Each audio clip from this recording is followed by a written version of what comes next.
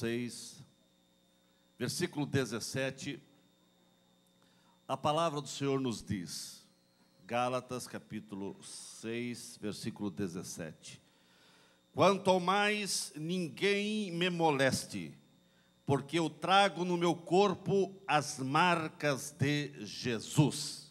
Amém.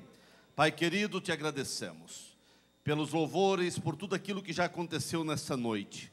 E agora há uma palavra de tua parte aos nossos corações. Fala conosco e que a tua igreja possa ir edificada. E após queremos participar da Santa Ceia numa alegria de memória, aquilo que tu fizeste na cruz por nós. Te agradecemos, Pai, em nome de Jesus. Amém. Queres estar sentados. Meus queridos, a palavra do Senhor aqui em Gálatas capítulo 6, versículo 17 diz, repito, quanto ao mais, ninguém me moleste, porque eu trago no meu corpo as marcas de Cristo. Eu quero falar nesta noite sobre o tema as marcas de Cristo. Meus queridos, num sentido literal, é muito explícito, é muito claro que o apóstolo Paulo está falando nesse texto de maneira real dos sofrimentos que passou e das cicatrizes que tinha em seu corpo por causa de uma vida entregue a Cristo, de uma vida seguindo a Jesus.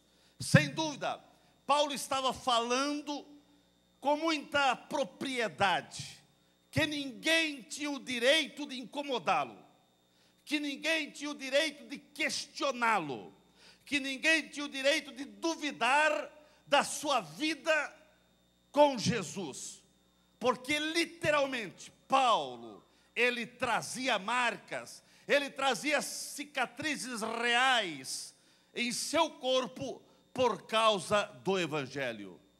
Mas hoje, querido, eu quero trazer uma palavra num sentido mais abrangente, porque Paulo não só trazia marcas no seu corpo por seguir a Cristo, mas trazia marcas na sua alma, marcas no seu coração, marcas na sua vida espiritual, marcas de uma pessoa que andava com Cristo, que amava Cristo, e Cristo era o centro de tudo aquilo que ele pensava e de tudo aquilo que ele realizava. São essas marcas que a igreja do Senhor precisa ter em sua vida no dia de hoje. E eu quero mencionar algumas marcas, não tem como mencionar todas, pelo menos algumas marcas, eu quero mencionar marcas que a igreja de Cristo precisa ter hoje. E a primeira marca que eu vejo na vida de Paulo, e por isso ele também, não só de maneira literal, mas ele podia dizer de maneira também espiritual, eu trago na minha vida as marcas de Cristo, e uma das marcas que ele trazia era a marca da conversão. Paulo era um homem convertido. A marca da conversão implica mudança de comportamento e de direção. E Paulo, ele podia dizer com muita propriedade, não me inquiete, porque eu trago as marcas, a marca de uma pessoa convertida. Olha quem eu era e agora quem eu sou. Mudanças de uma vida transformada. Essa tem que ser a marca do início da nossa jornada com Cristo. A marca da conversão, meus queridos, é o resultado de conhecer Jesus. E o resultado de conhecer Jesus deságua numa vida radicalmente transformada em todos os sentidos. A conversão é uma marca que não pode estar ausente naquele que decide estar ao lado de Jesus. O que Paulo antes reputava como mentira, o Evangelho ele reputava como mentira, mas depois que ele foi convertido, depois que ele teve um encontro com Cristo no caminho de Damasco, agora ele reconhecia como o Evangelho era a verdade absoluta da sua alma, e que Cristo era tudo em todos, e sem Cristo ninguém vai a lugar nenhum. Irmãos, não se pode afirmar que uma pessoa é convertida se a mesma ainda não traz consigo as marcas de Cristo. Não se pode dizer que uma pessoa é convertida se ela está trazendo ainda na sua vida marcas do pecado, marcas de uma vida que não foi transformada, porque a marca da conversão traz transformação nas vidas. Irmãos, a verdadeira conversão traz mudança e leva o convertido a ficar parecido com Cristo. Essa marca tem que estar estampada na nossa vida, estampada nas nossas atitudes, estampada nos nossos atos, as nossas ações, o nosso ir, o nosso andar precisa ser permeado com a marca de uma pessoa convertida, uma pessoa transformada. A conversão, irmãos, nos leva desesperadamente a fortes mudanças interiores, a uma vida nova, a uma vida de um novo rumo. E essas marcas, elas começam lá dentro, mas elas saem para fora. A conversão nos leva, irmãos, a abdicar de que nós não somos donos de nós mesmos. A pessoa convertida, ela começa a perceber que quem é dono de si é Jesus, aleluia. Irmãos, nós não somos donos e nem senhores do nosso destino.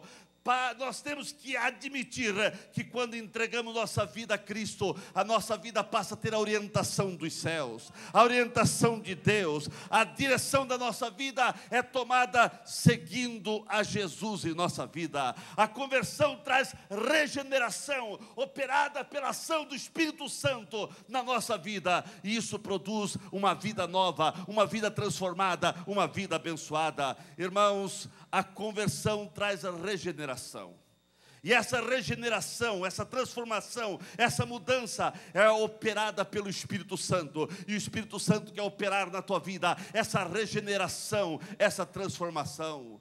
Conversão, irmãos, produz em primeira instância compreensão que somente Cristo pode salvar. E depois nos leva a uma vida de arrependimento, a uma vida seguindo a Jesus, porque Jesus chamou o seu povo, Jesus chamou os crentes, Jesus chamou a todos para arrependerem-se e crerem nele. Então a marca da conversão, Paulo dizia: ninguém me moleste, porque eu trago essa marca. Ele trazia a marca de uma pessoa convertida. Será que eu estou trazendo essa marca?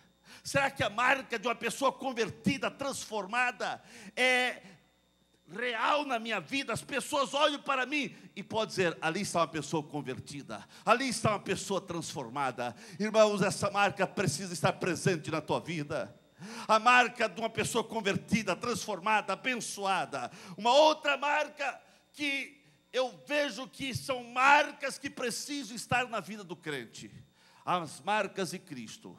Cristo tinha realmente, deixou esse exemplo. E Paulo, ele tinha essas marcas na sua vida. Não só marcas de chicotadas e marcas de perigos que ele passou, mas ele tinha essa marca também, a marca da oração. Irmãos, a igreja precisa dessa marca, a marca da oração. O que mais a igreja precisa hoje são de pessoas comprometidas com a oração. A maior necessidade dos crentes nos dias atuais é de oração. Meus irmãos, a história espiritual de um povo, a história espiritual de um crente, a história espiritual de uma igreja está escrita na sua vida de oração. A vida de oração é que vai fazer a diferença na vida de qualquer pessoa. Através da oração, o crente vai relacionando-se com Deus, vai obtendo mais profundidade nessa comunhão, e vai sendo moldado, e vai sendo transformado todo dia. A oração nos leva à intimidade com Deus. Temos que ter consciência que não orar é pecado. Irmãos, foi o que disse Samuel, profeta, o sacerdote Samuel. Samuel, ele falou que longe estar de não orar, de não interceder. Meus irmãos, quem sabe é o pecado mais fácil que as pessoas cometem hoje, é o pecado de não orar. Será que você já cometeu esse pecado hoje? Se você não orou hoje, quem sabe você pecou. Pastor, é muito forte isso. É tão forte como o poder que há através da oração. A oração traz um poder extraordinário para a igreja. A oração traz força extraordinária para cada crente. Eu nunca vi um crente ajoelhado conseguir pecar. Se ele está ajoelhado na presença do Senhor, não tem como ele cair, porque ele já está prostrado aos pés do Senhor. O pecado da negligência na oração estrangula o crescimento espiritual das pessoas. Tem pessoas que estão estranguladas, estão sufocadas, estão morrendo. Mas por quê? Porque está faltando oração na sua vida. Ore e você vai ver que a tua alma vai respirar, porque a oração é como a respiração da alma. Irmãos, o não orar é pecado. É um pecado que nós cometemos contra nós mesmos, contra a nossa própria vida espiritual. Jamais uma pessoa vai crescer na vida espiritual, jamais uma pessoa vai crescer na graça, na intimidade com Deus, se ele negligenciar a oração. Então, irmãos, nós precisamos orar. A oração é uma das armas mais poderosas que há no mundo. A arma mais poderosa não é a bomba atômica.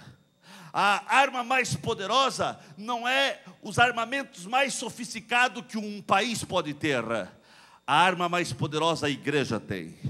Você tem. Você tem. Você tem. Está à tua disposição.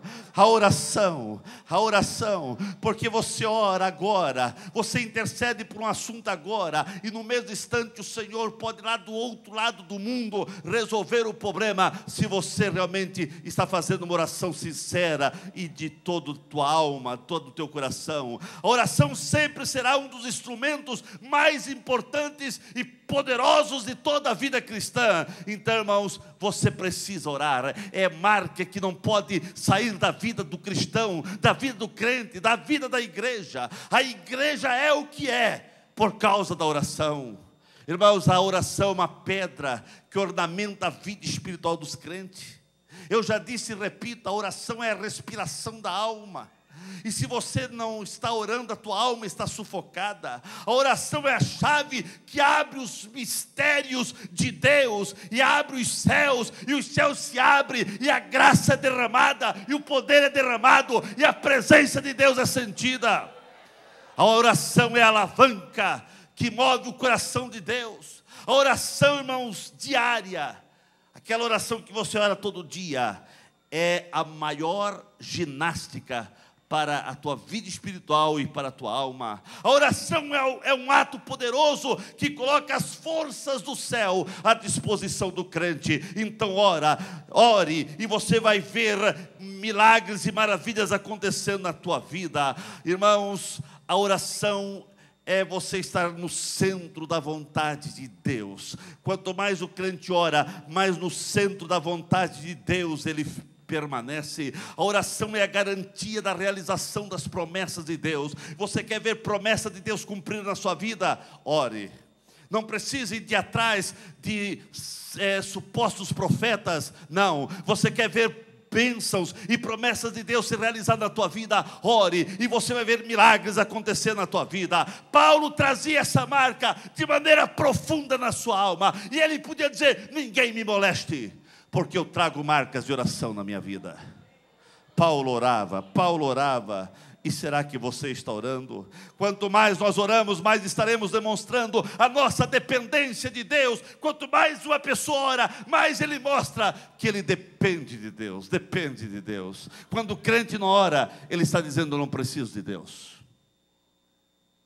E se você não precisa de Deus, o diabo vai te encontrar ali na esquina. Mas eu preciso de Deus. Eu não posso viver sem Ele. Eu não consigo dar um passo sem Deus. É por isso que eu oro, é por isso que a igreja ora. E se você quer ver milagres acontecer, ore, busque ao Senhor. Esses dias alguém estava falando que ficou preocupado: pastor, estou preocupado, porque o Papa veio aí, fez uma revolução na igreja, e o que vai ser, quem sabe, até alguns da igreja vão voltar para lá outra vez. Irmão, nós não temos medo de Papa. É um homem sábio, é um homem carismático, sem dúvida, fala muito bem, sem dúvida, mas estraga todo o seu discurso, porque coloca as idolatrias de imagem nos seus sermões. Tem padre que prega até melhor do que pastor, mas termina a sua homilia, a sua pregação, falando na idolatria. E se tem uma coisa que Deus aborrece, é a idolatria. Não tem como a graça de Deus ser derramada com quem é idólatra, com quem tem suas supostas santas ou santos, e tem isso como um meio de intermediar. A Bíblia diz que o único mediador entre Deus e o homem não é Maria, não é pastor, não é padre, não é papa, é Jesus, é Jesus, é Jesus, é Jesus, e Ele está aqui. A igreja só vai parar de crescer se parar de orar. Se parar de orar, porque Deus resolveu salvar o mundo através da intercessão dos crentes. Ore, e você vai ver que aquelas pessoas que estão sendo acaloradas para as igrejas, eles vão chegar lá e vai acontecer como Lutero. Lutero ficou convertido à palavra de Deus, e ele começou a estudar a palavra de Deus, e ele começou a ver que não coadunava o que ele pregava como padre, não coadunava com o que eles ensinavam, com aquilo que estava escrito, e ele percebeu que o justo vive pela fé. O justo vive pela fé. E ele começou a ler a palavra, e a palavra começou a esclarecer o seu coração. Sabe por que as pessoas aí fora, hoje quase não se vê isso, mas antigamente se ouvia muito falar que a pessoa que lê a Bíblia fica doida. Você já ouviu isso? Quem sabe? Era uma expressão antigamente muito comum falar, mas sabe por que veio essa expressão? Porque os próprios padres antigamente diziam para as pessoas não ler a Bíblia, porque elas ficavam doidas de sábias, porque começavam a ler, dizia: opa, a Bíblia está ensinando outra coisa, e daí deixavam de seguir aquilo lá. Irmãos, nunca o Brasil está tão maduro para ser salvo, para nós ganharmos o Brasil para Cristo, essa nação para Jesus, do que você mostrar Cristo para esse mundo, do que você mostrar que Jesus é que salva, Jesus é que transforma, Jesus é que liberta, Jesus é que dá vida, Jesus é que dá alegria, Jesus é que abençoa, Jesus é que é prosperidade, Jesus que traz esclarecimento, Jesus é a verdade. Que possamos dizer: Senhor, ensina-nos a orar, e que você possa orar e orar um pouco mais. E se você orar um pouco mais, você vai ver o que Deus vai fazer na tua vida, o que Deus vai fazer na tua casa, o que Deus vai fazer na igreja, o que Deus vai fazer nessa cidade, o que Deus vai fazer nessa nação, o que Deus vai fazer no mundo, através de uma igreja que ora.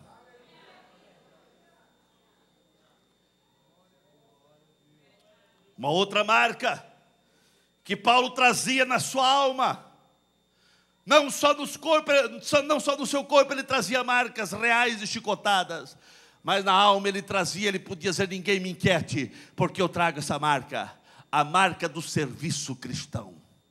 Meus irmãos, se teve alguém que prestou um dos maiores serviços cristãos à igreja, foi Paulo. Ele não se contentava, mesmo na prisão, ele estava trabalhando, orientando as igrejas, mandando cartas para a igreja. Irmãos, o corpo de Cristo é formado por pessoas habilitadas pelo Espírito Santo, que nas mais diferentes funções, que se colocam à disposição do Espírito Santo, para ser um canal de bênção, para ser um instrumento na mão do Senhor. Cada crente precisa trazer em sua vida essa marca do serviço cristão. Meus irmãos, cada crente precisa ter consciência que recebeu talentos, que recebeu dons, que recebeu habilidades, e que essas habilidades precisam ser colocadas à disposição da igreja, para que haja aperfeiçoamento e um crescimento integral da igreja nesse mundo. A igreja vai se aperfeiçoando e vai crescendo através do serviço que cada crente presta à igreja, ao corpo de Cristo. Uma das grandes necessidades da igreja hoje é orar para que cada crente venha compreender o seu imenso papel de ser uma fonte de motivação e sempre permanecer disponível para servir a igreja em um dos seus quadros, departamentos, faixas etárias e trabalhos que há. Enfim, irmãos, há tanta coisa que se pode fazer na igreja, mas tem pessoas que acham que o seu dever é apenas vir à igreja e quem sabe dizimar, e aí termina o seu papel. Aí começa o seu papel. Começa o seu papel, irmãos. Que o Espírito Santo possa esclarecer isso ao seu coração. Que o Espírito Santo possa trabalhar na tua vida, para que você venha entender que você precisa ser um instrumento na mão de Deus, um canal de bênção. Servir ao Senhor não é um ativismo, mas é essencialmente você estar dentro da perfeita vontade de Deus e obedecer ao Senhor. Irmãos, Jesus é o nosso exemplo máximo de servo. Teve um momento que ele estava com os discípulos,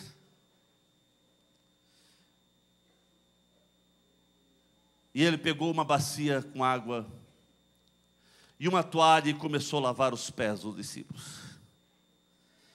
Os discípulos quiseram recusar. Teve um que foi Pedro, disse não. Ele era mais falante, foi: a mim tu não vai lavar. Mas Jesus estava ensinando o papel do serviço, que todos precisam fazer alguma coisa. Irmãos, Jesus foi chamado até do servo sofredor. Jesus deixou o grande exemplo de como servir. Você precisa entender que você precisa servir, ser servo, fazer algo na obra do Senhor.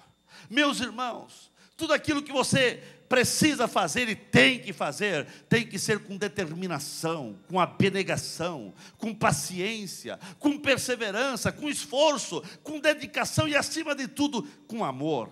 Sem amor, todo trabalho perde o seu valor. Aquilo que você faz para o Senhor tem que ser feito com amor. Sem amor, o serviço cristão deixa de ser prazeroso e passa a ser um fardo demasiadamente pesado. Aquilo que você faz para o Senhor, irmãos, tem que ser com amor. E você vai ter recompensa por isso. Com o amor de Deus fluindo. Através das nossas ações, através da nossa atitude, o serviço cristão passa a ser uma fonte de vida, de alegria para todos aqueles que se dedicam em fazer algo para o Senhor. E você precisa fazer algo para o Senhor. O que você está fazendo na casa do Senhor? Irmãos, servir ao Senhor não é ir em busca de títulos, não é ir em busca de um cargo, de uma posição, mas servir ao Senhor é estar disponível para servir, para ser servo, para ajudar, para ser uma pessoa que vem ajudar a edificar a igreja, edificando, e que o nome do Senhor seja glorificado através daquilo que você está fazendo para o Senhor. Quem tem a marca do servir ao Senhor torna-se um grande cooperador da seara do Mestre, e você precisa servir ao Senhor. Irmãos, quem serve ao Senhor não fica criticando. Quem é servo do Senhor, irmãos, ele é aquele ajudador, é aquele apoiador dessa obra. Agora, quem só fica criticando, ele deixa de ser servo, ele deixa de servir para, muitas vezes, ser um empecilho na igreja. Nós vemos uma outra marca que Paulo tinha, a marca da adoração. Por isso ele dizia, ninguém me inquiete. Ele trazia a marca da adoração. E você precisa ter essa marca também, a marca de ser um verdadeiro adorador, não só na casa do Senhor, e aonde você vai, aonde você ande, aonde você caminhe, você precisa caminhar sabendo que você precisa ser um adorador.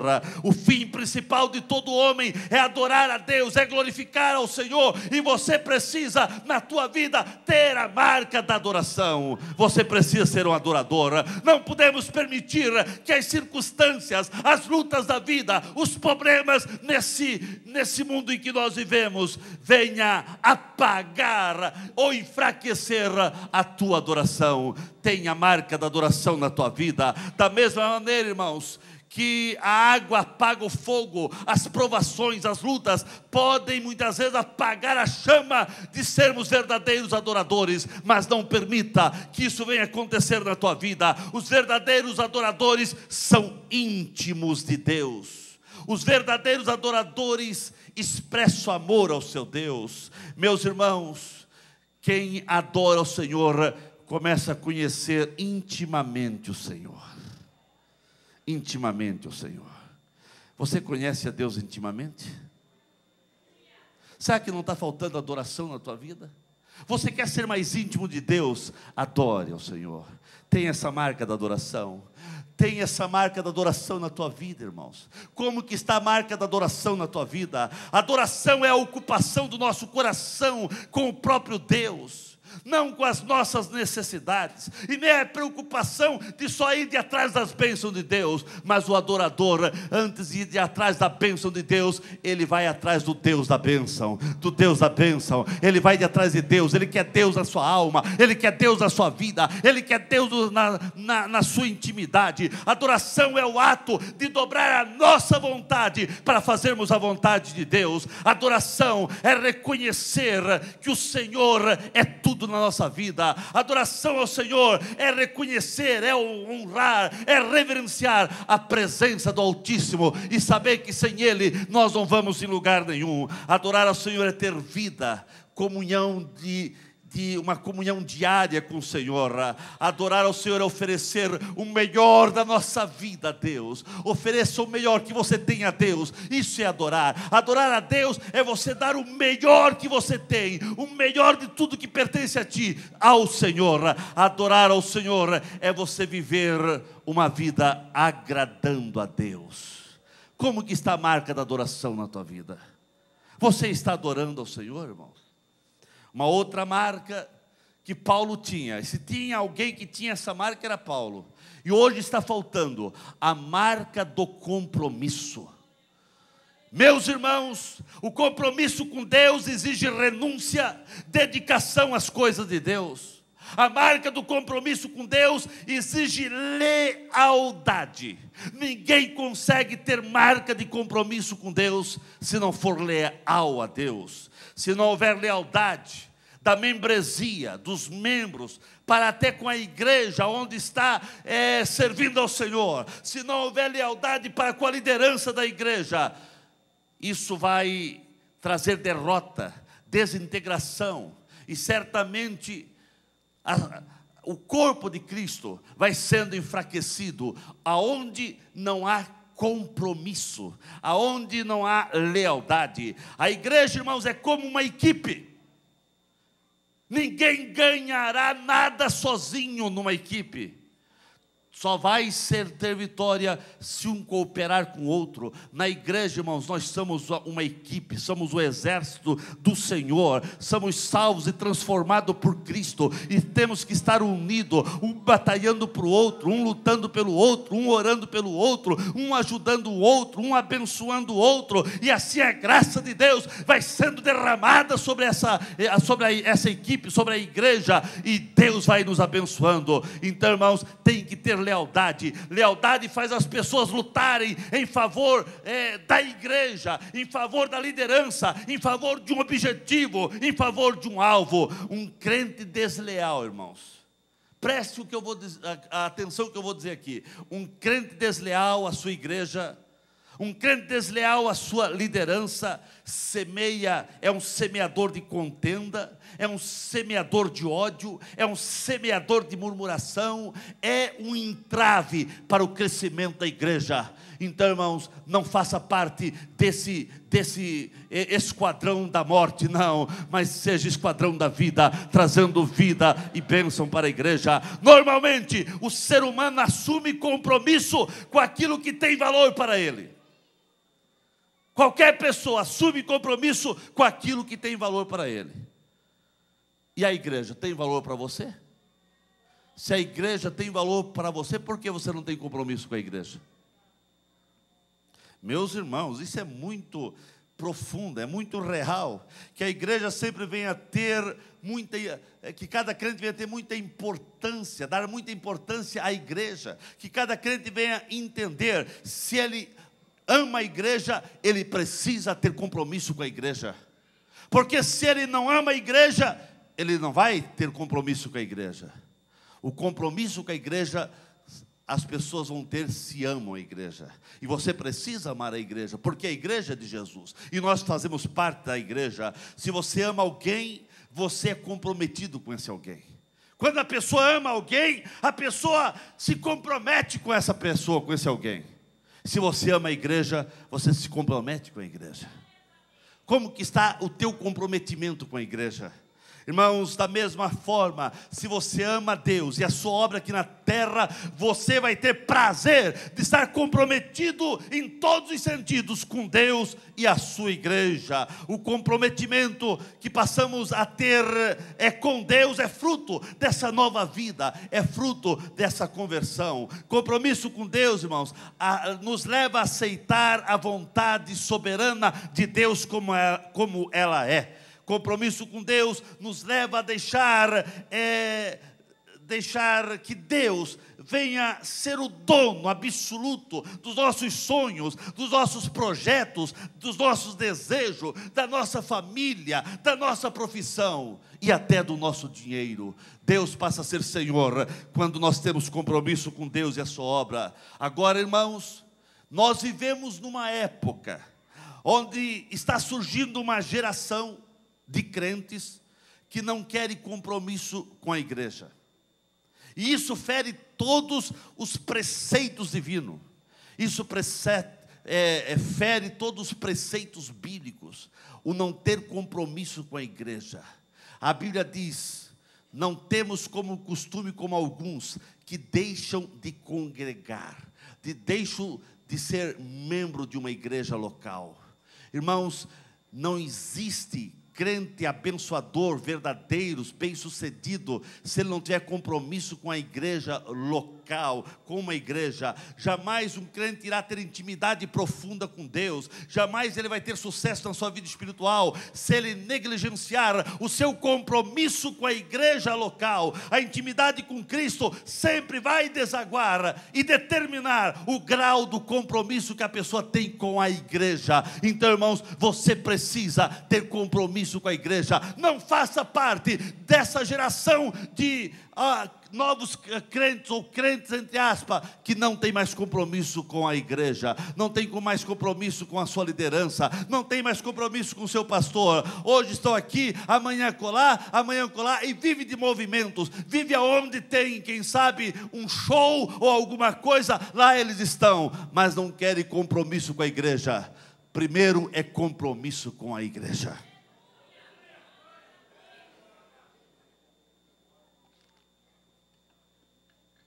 Meus irmãos, uma outra marca que não podia faltar na vida, que não faltava na vida de Paulo e não pode faltar na vida da igreja, é a marca da compaixão.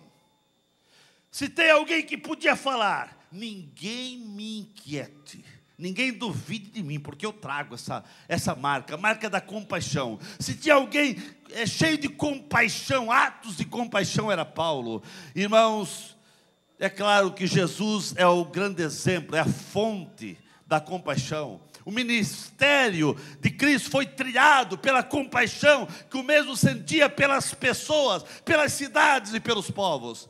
Jesus, ele chegava diante de uma cidade e volta e meia a Bíblia diz que ele estava chorando. Ele foi sobre Jerusalém, olhava Jerusalém, pessoal perdido, apenas numa religião mortas de preceitos e seguindo apenas preceito da lei, mas que estavam rejeitando o Cristo verdadeiro, o Messias.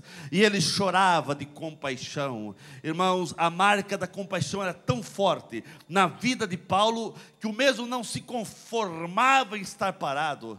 E ele mesmo sentia, ele dizia: eu sou devedor aos povos.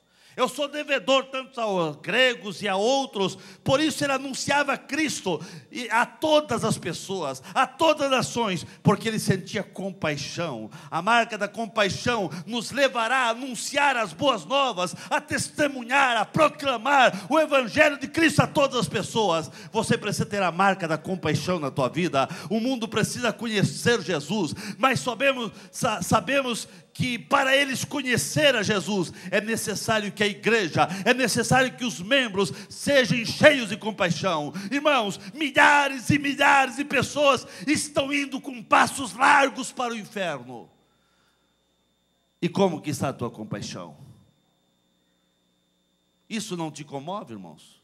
Não te comove saber que pessoas estão indo para o inferno e estão próximas a você, e você não tem compaixão delas? Um dia, Davi disse: refúgio me faltou, ninguém cuidou da minha alma, ou ninguém por mim se interessou.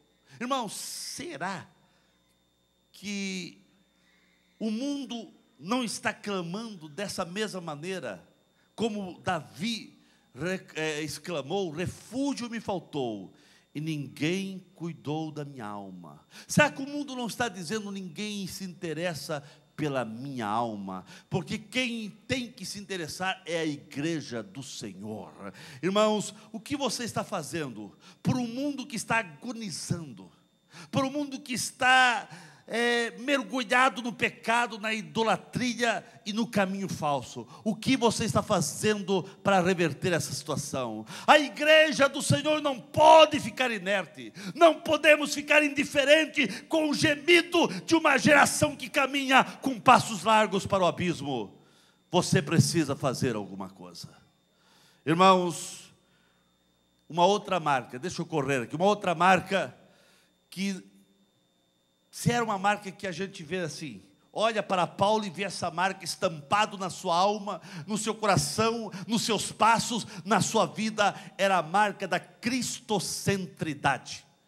O que é isso, pastor? A marca da cristocentridade quer dizer que Cristo era o centro da vida de Paulo.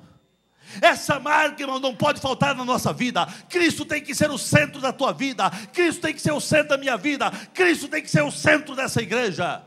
Cristo é o centro. Qualquer igreja, qualquer comunidade que Cristo não é o centro, que outra pessoa se torna o centro, é caminho perigoso. É caminho perigoso. Irmãos, Paulo dizia que Cristo era tudo em todos. Não tem como subsistir uma igreja não pode subsistir se Cristo não for o centro da sua vida. Um crente não pode ser bem sucedido, um crente não vai ser vitorioso se Cristo não for o centro da sua vida. Quando Cristo é o centro da nossa vida e dos nossos atos, nós ficamos parecidos com Ele. Irmãos, quando Cristo é o centro da tua vida, você fica parecido com Jesus. Irmãos, sabe por que a igreja não tem crescido como é preciso? Ah, pastor, mas tem crescido não, irmãos. Todo ano a membresia tinha que dobrar. Mas sabe por que não está dobrando? Sabe por que a igreja não cresce como deveria? Porque Cristo não está sendo o centro da vida das pessoas.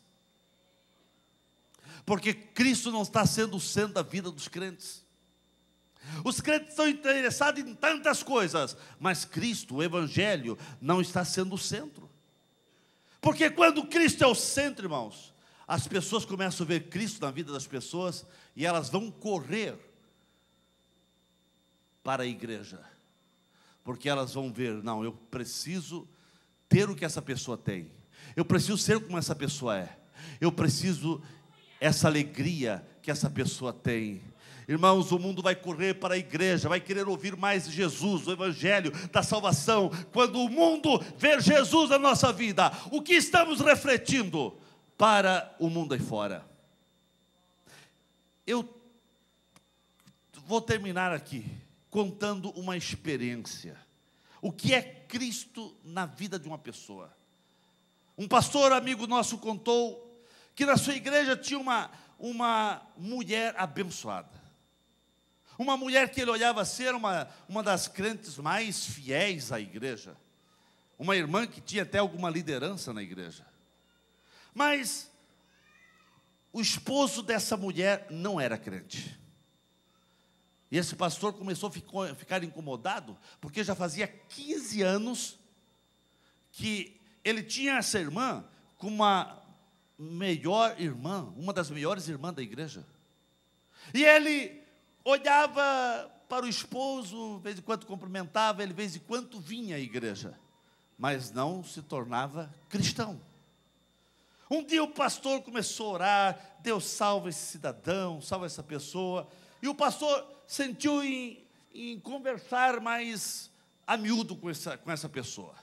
Chamou ele, vem cá, eu já conversei muito contigo, diversas coisas sobre o evangelho, já falei, mas hoje eu quero fazer uma pergunta. O que é que está travando? Qual é o obstáculo?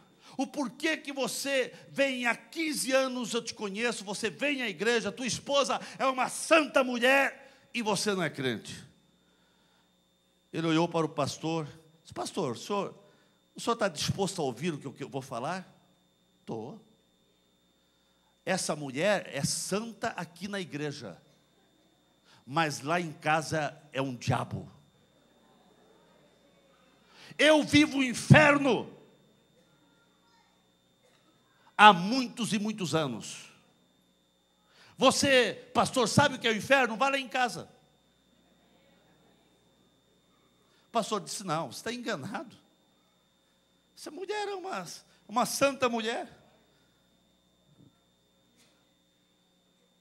O pastor ficou cabisbaixo ouvindo. Disse, tá bom. O pastor chamou essa mulher. Irmão, eu quero falar contigo. Terminou o culto.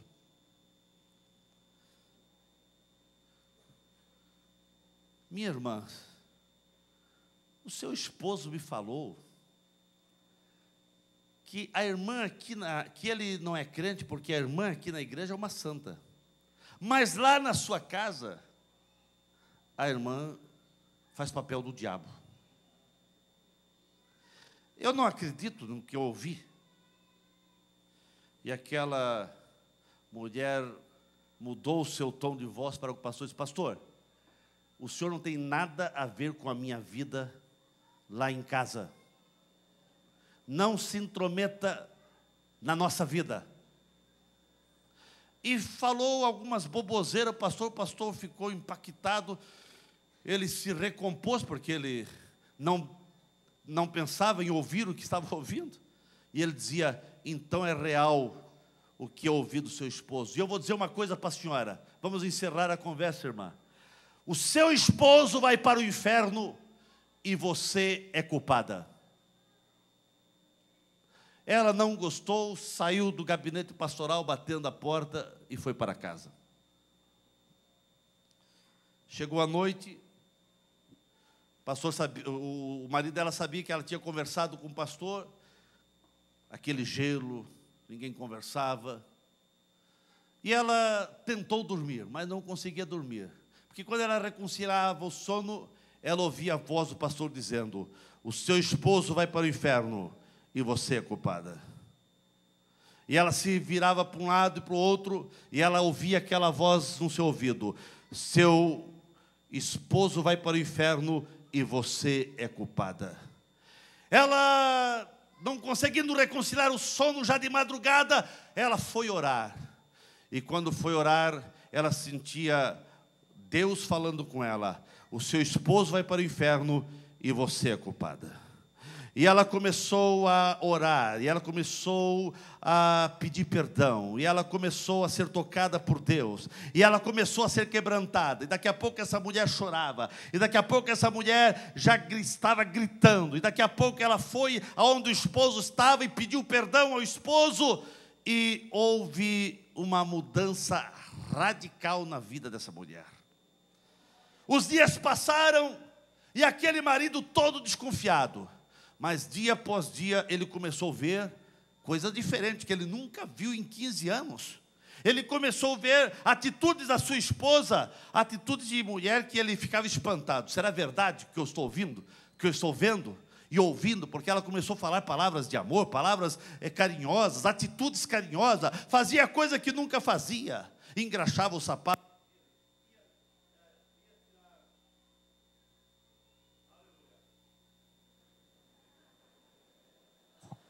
Aleluia, glória ao Senhor Jesus. Estão ouvindo bem aí, irmãos? Continuamos a história, que eu sei que os irmãos estão prestando atenção, é para prestar mesmo, prestar mesmo.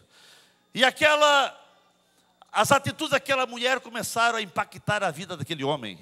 Aquela mulher engraxava o sapato dele, aquela mulher chegava a tirar as meias dele, quando ele chegava cansado do serviço. Aquela mulher começou a fazer coisas que ele ficou espantado.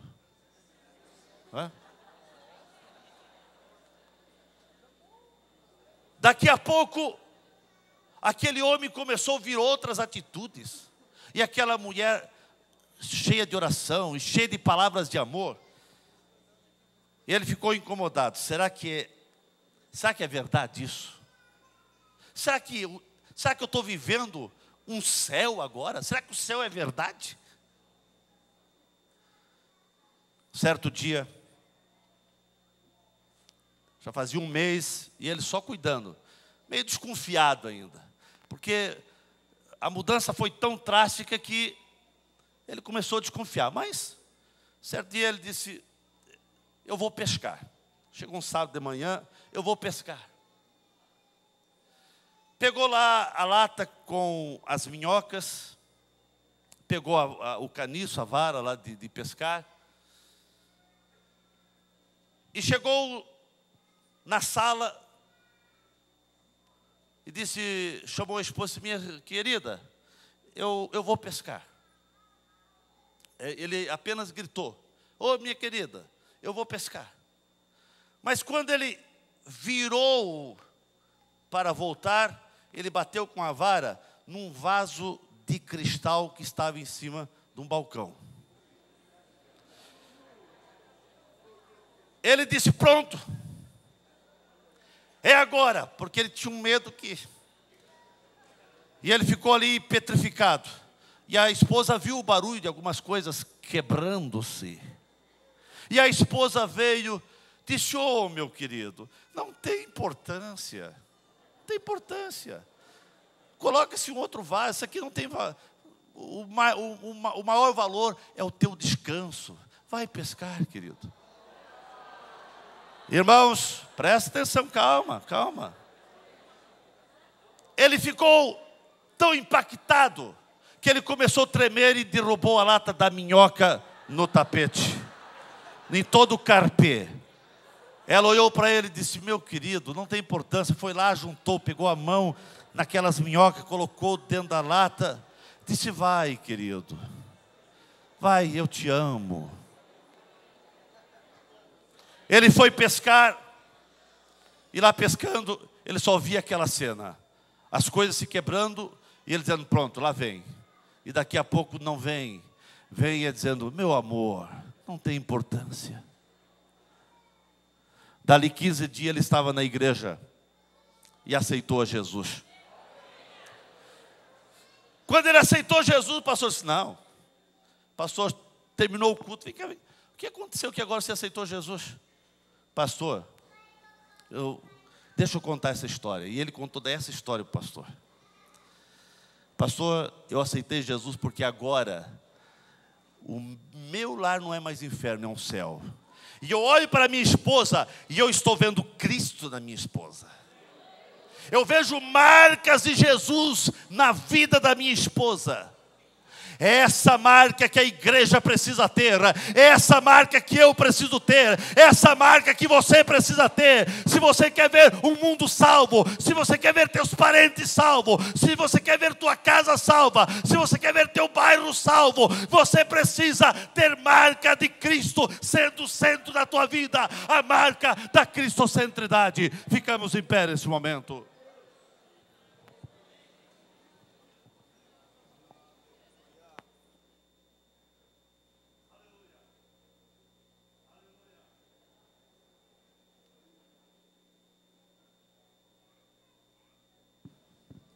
Glória ao Senhor Jesus, aleluia. A marca da cristocentridade, Cristo sendo o centro de tudo. Deixa Cristo ser o centro da tua vida, deixa Cristo ser o centro da tua vida. O que essa cidade de Blumenau precisa é ver Cristo na nossa vida. O que os teus vizinhos precisam ver é Cristo na tua vida. O que teus amigos precisam ver é Cristo na tua vida. E se eles verem Cristo na tua vida, eles vão correr para a igreja, eles vão correr para a igreja e vão aceitar a Jesus. O que o mundo, o que essa cidade precisa ver é Jesus na nossa vida. É Jesus na nossa vida. É Jesus na nossa vida. Porque Jesus muda. Porque Jesus transforma. O que transforma é Jesus, irmãos. Ele transformou a tua vida, mas Jesus precisa ser o centro da tua vida. E eu termino dizendo uma outra marca, mas só falando da marca da compensação. Compensa servir ao Senhor. Compensa servir ao Senhor. Quem serve ao Senhor, quem faz isso, tem marcas da compensação. Compensa servir ao Senhor. Quando você vê uma pessoa sendo batizada nas águas, e você foi o instrumento para ganhar essa pessoa para Jesus, você começa a dizer: compensa servir ao Senhor. Compensa ter Cristo sendo o centro da nossa vida. Cristo tem que ser o centro da tua vida.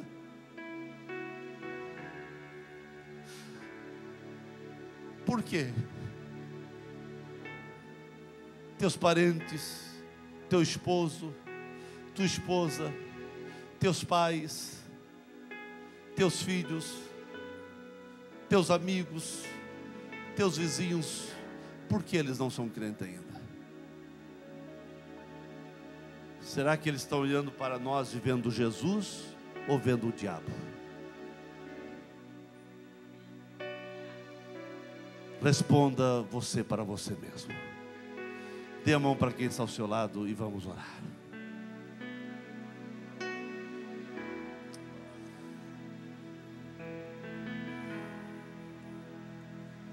Aleluia, aleluia. Cristocentridade, Cristo sendo o centro. Irmãos, que nós possamos rasgar nosso coração e dizer: Jesus, seja o centro da minha vida. Jesus, seja o centro das minhas atitudes. Seja o centro daquilo que eu falo, das conversas que eu passo para a frente. Será que Jesus é o centro? Quando você está ali no Facebook, será que Jesus está sendo o centro daquilo que você fala ali? Cristo sendo o centro. Cristo sendo o centro. Cristo sendo o centro. É isso que nós precisamos. É isso que nós precisamos. Aleluia. Pastor Jean, chega aqui para orar.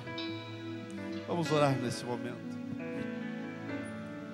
Senhor nosso Deus e Pai, estamos dispostos, ó Deus, a nos render a Ti depois desta palavra, e que possamos a cada dia, Deus, nos dobrar, nos curvar, ó Deus, reconhecendo as nossas falhas e as nossas misérias. Deus eterno, que possamos entender, ó Deus, o que o Senhor tem para a nossa vida, para a nossa casa, nossa família, e que possamos, ó Deus, a cada manhã, cada dia, cada momento, Senhor, demonstrar às pessoas que nos rodeiam, aos homens, mulheres, jovens e adolescentes, ó Deus, aos nossos familiares, aos nossos amigos, aqueles, ó Deus, que têm contato conosco, que o Senhor é bom, que o Senhor é maravilhoso e que te servimos, ó Deus, por gratidão, por tudo quanto o Senhor tem feito em nossas vidas. Deus eterno, que possamos, ó Deus, nos preocupar com esta atitude, Senhor, de anunciarmos a Ti, ó Deus, nos nossos gestos, nas nossas palavras, no nosso momento, ó Deus, mais difícil da vida. Mesmo assim, Senhor, anunciar a Ti como Salvador, como aquele, ó Deus, que se entregou por nós, ó Deus eterno, que nos conectou com Deus novamente. Pai celestial, abençoa o Teu povo, a Tua igreja, ó Deus, aqueles que aqui estão voltados, Senhor, com o seu coração, ó Deus, a Ti, Senhor. Deus, nos ajuda, que possamos, ó Deus, através desta palavra, Senhor, sermos curados em algumas áreas da nossa vida. Deus, abençoa os Teus filhos que hoje, ó Deus, irão participar do Teu corpo e do Teu sangue pela primeira vez, que eles possam sair pelas portas dessa igreja, anunciando a Ti, anunciando a Cristo, ó Deus, no seu falar, no seu andar, em tudo, ó Deus, pedimos a Ti, que o Senhor esteja conosco de uma forma maravilhosa, no nome de Jesus.